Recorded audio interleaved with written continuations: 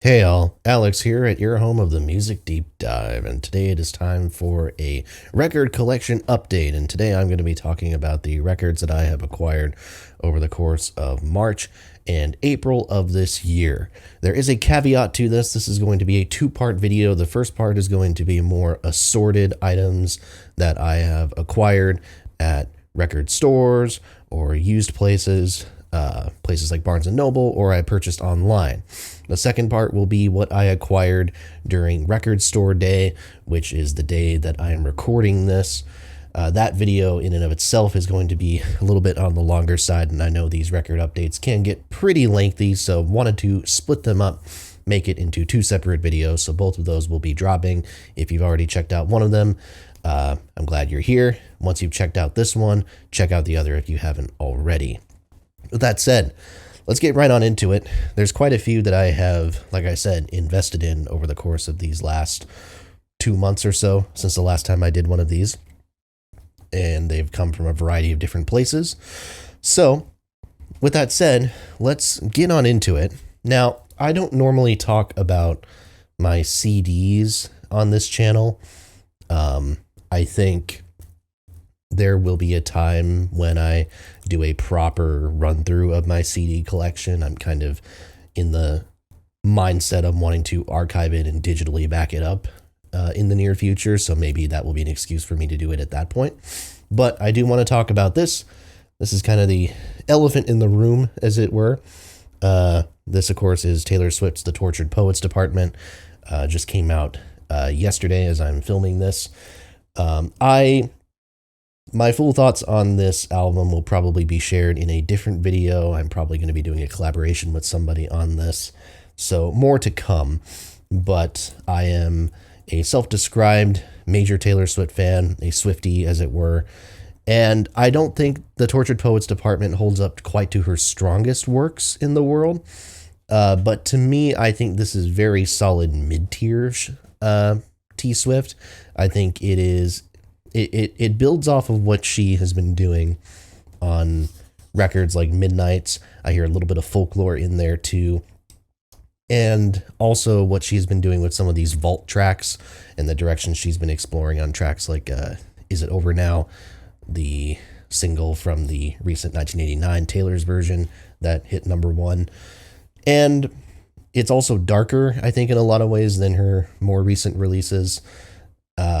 And a little bit more, like, she's always been a very open person, for better or for worse, and I think this record in particular really kind of opens herself up to a new level of scrutiny, which, judging by the online reaction to this record, as well as to the surprise drop of the second part of the album, is she's certainly receiving her fair share of scrutiny. But this is just the like standard version of it. The manuscript version, I guess you could say. I'm sure the full 2-part album will eventually get released physically. I will probably get it when that comes out, and I would imagine it will get released on vinyl, so I will probably wait until that point to actually pick up a vinyl copy of it, rather than trying to have 2 copies of the same record. But yeah, Tortured Poets Department, I know a lot of people who are not super into that. Some people who claim it's her worst record. I think it's a bit absurd, frankly, but I'll save a lot of my thoughts for that other video, which I will be sure to advertise on my social media when it comes out. With that said, let's start by going over some of these kind of random half-price books or record store finds. There's only a few of them, I think, on this list. About 4 of them, I think. And we're going to start off with this one. Elvis Presley, From Elvis in Memphis. From Elvis in Memphis is possibly the best proper LP that Elvis ever did. If you were to argue that one of the ones he did during his early time with RCA, whether it's his self-titled record, his first proper LP, whether it's Elvis Is Back, if you wanted to argue either of those as being his best, I would certainly not dismiss that opinion. I think arguably Elvis Country from 71 is about on par with this, if not a little bit better. But From Elvis in Memphis is what a lot of diehard appreciators of the LP format will recommend as his best record. And it's easy to see why. This is Elvis very much in the momentum post comeback special from 68. And this is Elvis doing a lot of renditions of both country and soul songs, some of them more standard, some of them composed more specifically for him. And vocally, during this period of his career, I would argue this might be the best Elvis has ever sounded vocally, is this period from the late 60s up until he starts the Vegas residency in the early 70s. And From Elvis in Memphis, I think, has some fantastic songs on it and some fantastic vocals. I'll Hold You in My Heart, I think, is a highlight in that sense. True Love Travels on a Gravel Road, I think, is great. In the Ghetto, I think, is easily the most famous song on here. It was certainly the big hit from the record. And that record, that song, I should say, it speaks for itself in terms of quality. It's a little bit preachy, I suppose, and in the sense of it maybe has not aged all that well, as far as being a bit of a patronizing description of class and race and that sort of thing. But the intention is there, and the song itself, I think, is fantastic. So, great album. Really happy to own that one. Continue beefing up the Elvis collection little by little. We have Brian May, Another World. Another World is the second studio album released by Brian May, guitarist from Queen, most famously. And I already own the Starfleet Project, the EP, it's technically considered, that May did with some other notable musician friends. But Another World is the second proper studio album after Back to the Light. And I don't think either of his proper studio records, because he's never released another one after this. I think he's just done a soundtrack and that's it. I don't think either of Brian May's solo albums are anything excellent.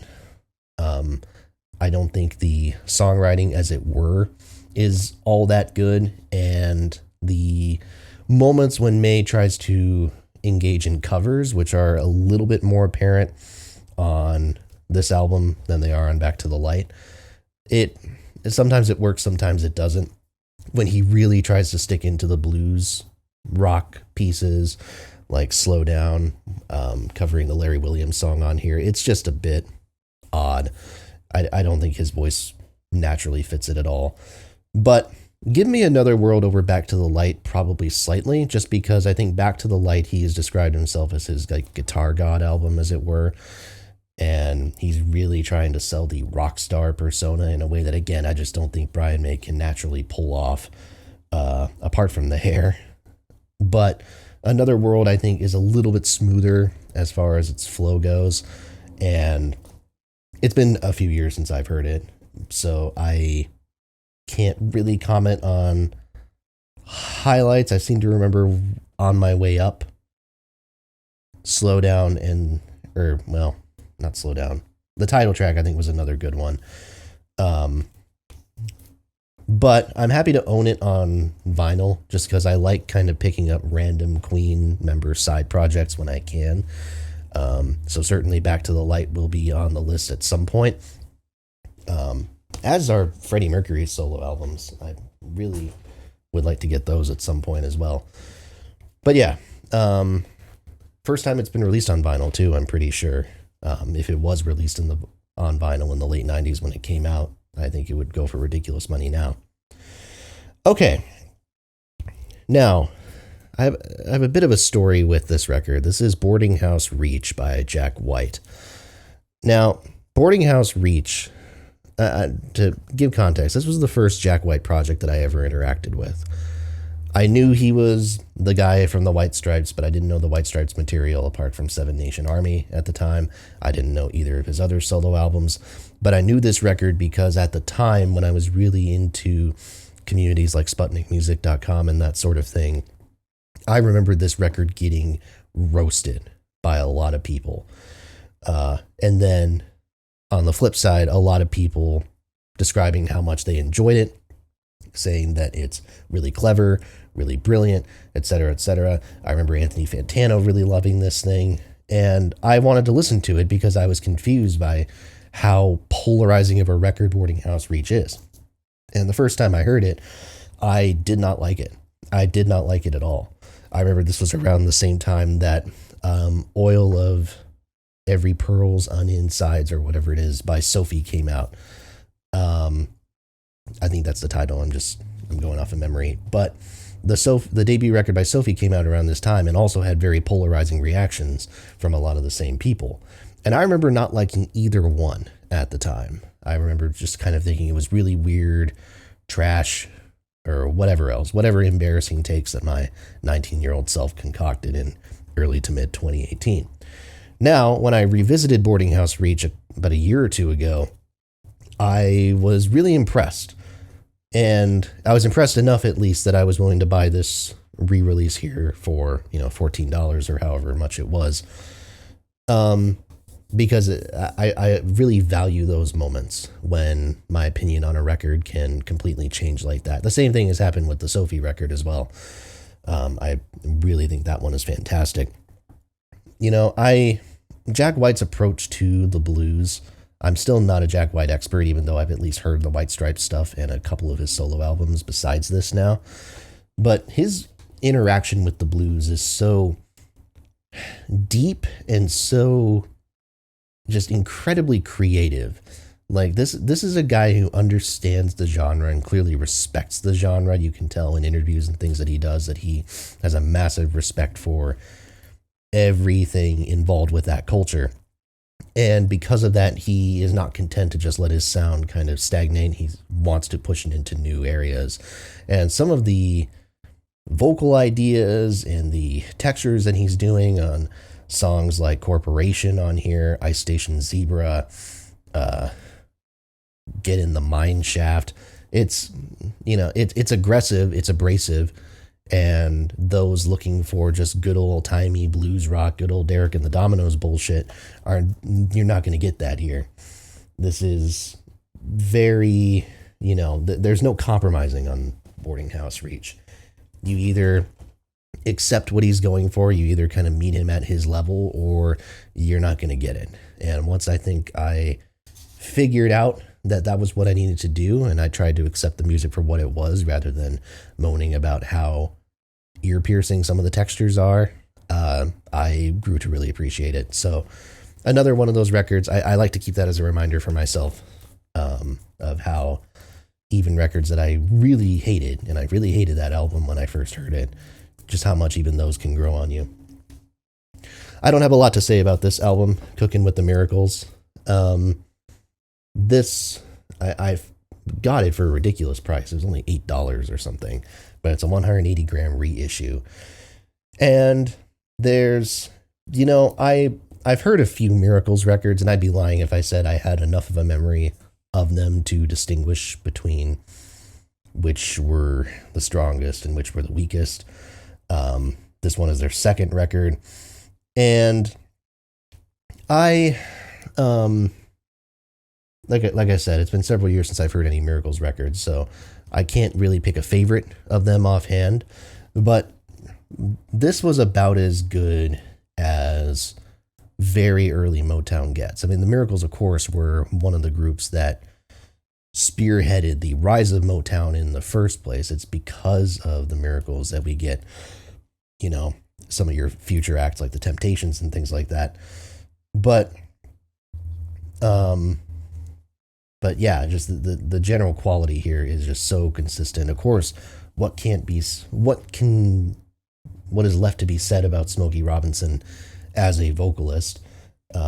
Really special that he is still around and still creating music. I haven't heard his record from earlier this year, Gasms. I haven't heard that, but again, it's a remarkable thing because this came out in 1962, and just to think that this was a member of a band who was putting out singles as far back as 1959, 58, and he's still releasing new creative projects that are actually being reasonably well received. It's an incredible thing. So I'm glad to own a Miracles record, and I hope to spin it soon and really get familiar with their discography. Although I get the sense that though their albums are solid, they are probably more of a singles band, which is totally understandable. Okay, I got this record, and I think the previous one from a record shop in local Minnesota, Cheapo Records. Um, of course, David Bowie's Heroes. It's one of the, I think, classic rock essentials, in large part because it's such a striking and recognizable cover. I think that collectors really value this sense of iconography, I guess. This sort of iconic imagery that people like to have in their collection as kind of a visual representation of, hey, this is sort of really notable classic rock art that I'm really pleased to have in the old collection, as it were. But yeah, I put off getting this. I mean, I put off getting Low until very recently, and that one is a contender for my favorite Bowie album. But yeah, nothing bad to be said about this. First side of this, I think, is immaculate. Opening 3 tracks, probably the best opening to any Bowie album. Sons of the Silent Age, no slouch either. Side B, again, I think what you get with side B is it's more inconsistent than the B side of Low, because it's not going for an entirely ambient feel across the entire side. So it's a little bit more kind of, it jumps you back and forth, but still, overall, really strong overall quality. There's still 1 or 2 Bowie records that I like more than this that I still don't own. Like, I still don't own Ziggy Stardust, for God's sakes. But it's no slouch. I'm really happy to have this. I love the stuff that Bowie and Eno do together, and it's really cool to have that one on vinyl. Okay. Next, I am going to talk about Talking Heads. There's a couple of records coming up here that I got online, and this is one of them. I've been looking for this for a while now in stores and had surprisingly bad luck finding it, so I wanted to get in. I wanted to just kind of bite the bullet and get it. Remain in Light is terrific. Again, we talk about Brian Eno, and I think that his work with both David Bowie and David Byrne, the 2 DBs, are pretty fantastic. Now, I re-listened to this recently, and I also recently re-listened to Fear of Music pretty recently. And I understand why some people prefer Fear of Music to this, because this is a little bit more extreme rhythmically, if you will, quote unquote extreme. But I appreciate what it's doing more. I love that Byrne and company take the huge just dive into African-inspired music on this record. It's just so... it's just something I appreciate about it. I appreciate that risk, and I appreciate how well it works. It's not patronizing. To me, I don't think it quite falls into cultural appropriation, because they are just integrating it into their own sound and not necessarily trying to completely imitate the culture from whence it came. So I do appreciate that. And the songs are just killer. It's not the most accessible Talking Heads record, but especially considering that it has their most recognizable song on it, perhaps Once in a Lifetime. Maybe you would argue Burning Down the House, and I think that would be totally fair. But because it has Once in a Lifetime on it, I still might say it's not a bad spot to start out for them. It's really good. Okay, another record that I've been looking for a little while, and I've been really into this lately, The Queen is Dead by the Smiths. I mean, I heard this for the first time not, a number of years ago, and I really liked it, but I don't think it clicked with me until the last couple of months or so. And it sucks in one sense, because that appreciation has come post Andy Rourke, and Andy Rourke might be my favorite Smiths member after having heard, a lot more of their music again recently. I just think his bass lines really cut through. I think Johnny Marr is so interested in kind of creating these backdrops and really creating these like effects and soundscapes with his guitar tones, that it allows the other members to really kind of punch through the etherealness of everything. And especially on tracks like the title track on here, Big Mouth Strikes Again, Some Girls Are Bigger Than Others, of course, There's a Light That Never Goes Out. I think Rourke really punches through on those songs. Again, you can take or leave Morrissey as a human being. Well, as a human being, I'd probably prefer you leave him rather than take him. But I can't deny that the lyricism on this record is top notch. It's top flight. It's extremely clever.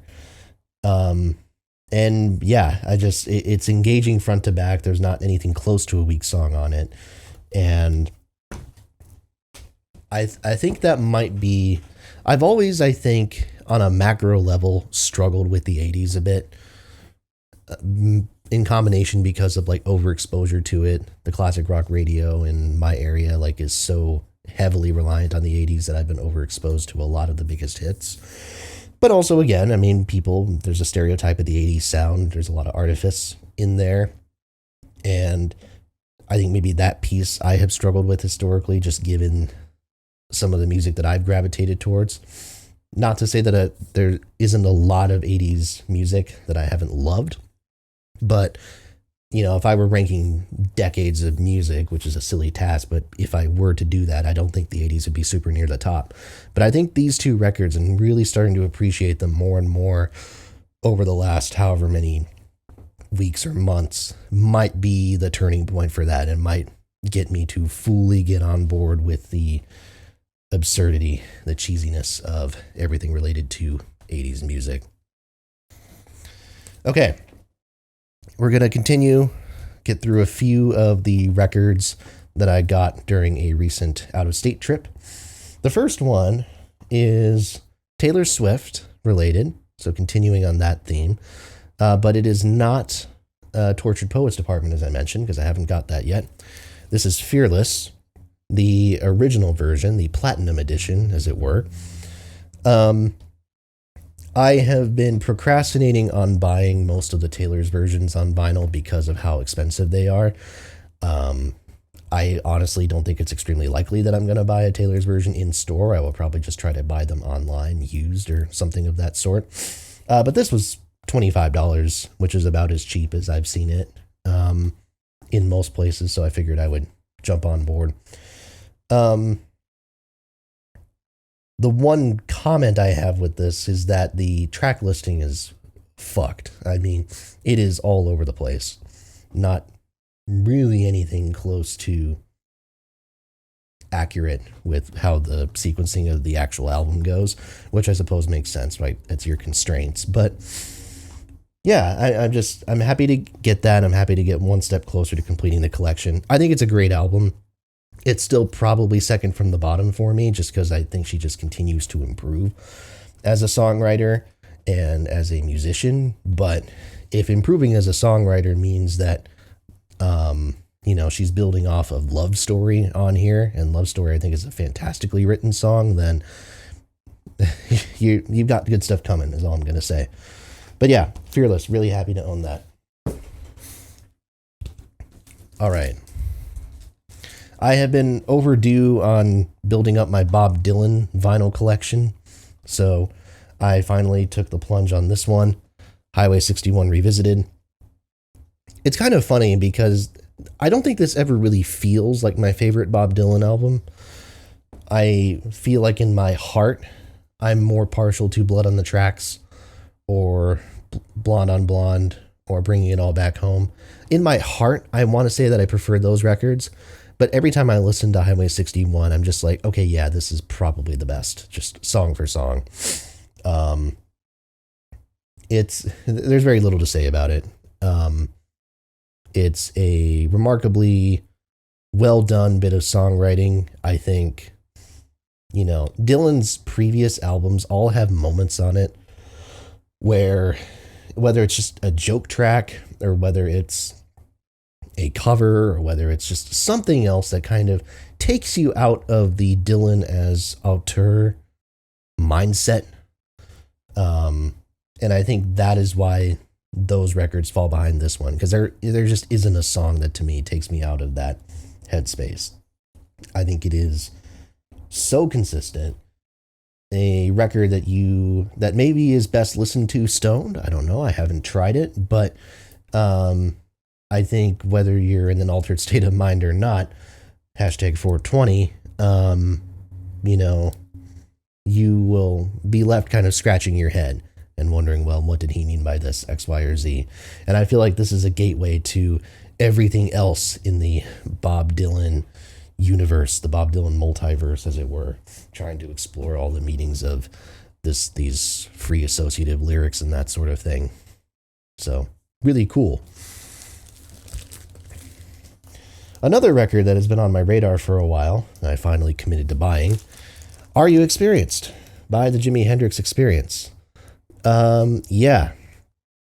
Are You Experienced is one of the best albums of the 1960s.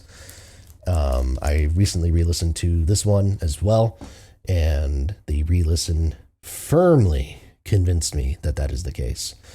Are You Experienced? Just Jimi Hendrix.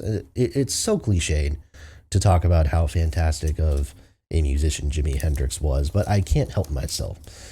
He's someone who, again, like every member of the 27 Club, his star burned out way too early. It burned brightly and it extinguished itself way too early. But just, it's hard to fathom just kind of what he was doing at that point.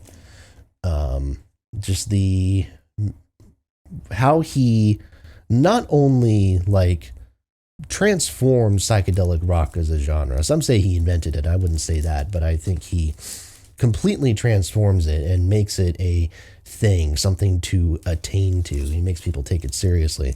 But he does so while incorporating all these blues influences and R&B influences in his vocal stylings, jazz influences even, and does it so much better than everybody else too. And that's no disrespect to some of the other great psych rock albums from the era, or psych pop albums in the case of something like Sgt. Pepper's. But to me, this is just on another plane. I will say, don't disrespect the UK version, because of course the UK and the US versions have different track listings. This is the US version. Don't disrespect the UK version. Don't disrespect the tracks on that. Sure, a couple of them are on the weaker side, but it's got some gems too. But yeah, man, phenomenal album. One of the best of the 60s. Happy to own it.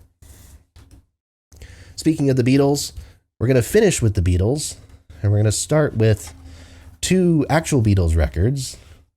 The first is a Capitol release. We have Help. This is cheap as hell. $6 for a record sleeve that's in pretty damn good condition and a record that actually seems to be pretty fine. So happy to own that. I recently listened to the Capitol records for the first time, and it was an educational experience. It has not at all gotten me to prefer the Capitol releases to the Parlophone and Apple ones, at least not in most of the cases. But it was an interesting experience. To me, Help is the weakest of the bunch because this one mixes both actual Beatles songs and instrumentals throughout the course of the album. We think of Yellow Submarine. Side 1 is the Beatles songs that are in the record, and side 2 is the orchestral pieces. Well, in this case, they're mixed throughout, and it just creates a big old mess. And the instrumentals on here really clash with the styles that they're going for on the actual record. There's some interesting bits in it. Like, I like how this is the first ever usage of sitar on a Beatles record, technically. And the pieces would sound kind of cool on their own, but it's just very jarring to have a sitar playing and then going into like Another Girl or something like that. It just doesn't really work. But you know what does work? The best of the Capitol albums.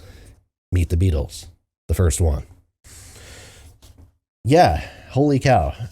Again, pretty cheap, honestly, for a record this old and this highly acclaimed. This is a mono version of it. The Help album here is also in mono. And Meet the Beatles, you know, am I going to say that I prefer this to Please Please Me or With the Beatles?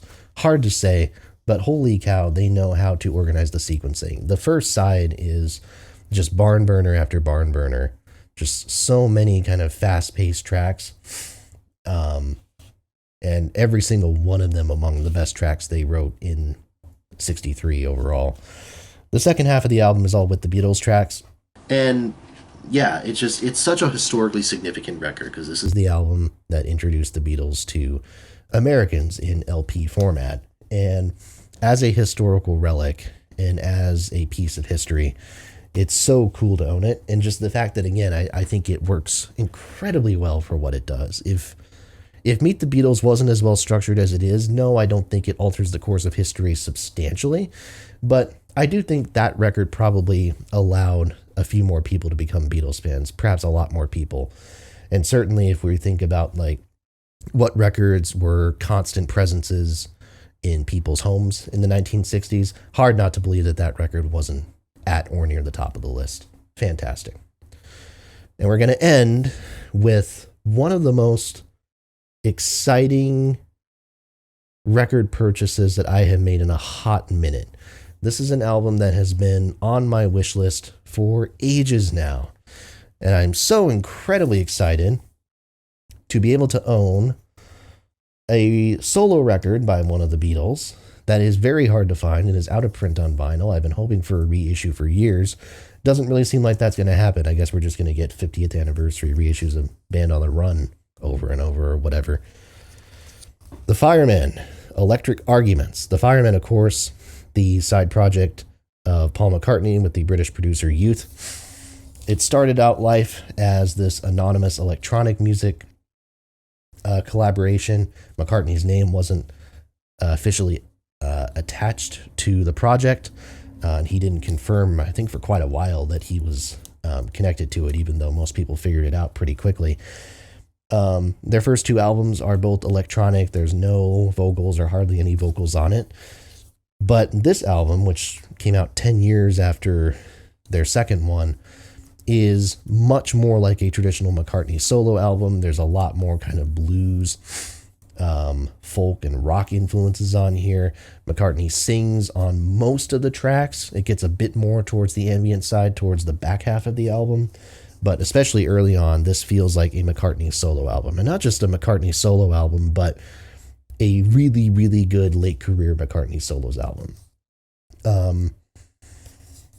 Is it my favorite thing that he did in the 2000s? It's hard to say, because I do think Chaos and Creation in the Backyard and Memory Almost Full are both fantastic albums in their own right.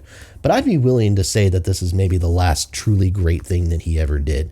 I still like New, and I thought McCartney 3 was fine, but I'm not huge on Egypt Station, certainly not huge into Kisses on the Bottom, and this just feels like it feels like after this record, he plays it a bit more safe. He's still collaborating with some interesting people, and there's still some glimpses of interesting ideas. Egypt Station does take some risks, but this feels like the last record where Paul is truly taking creative liberties and risks that a lot of people in his position wouldn't dream of doing.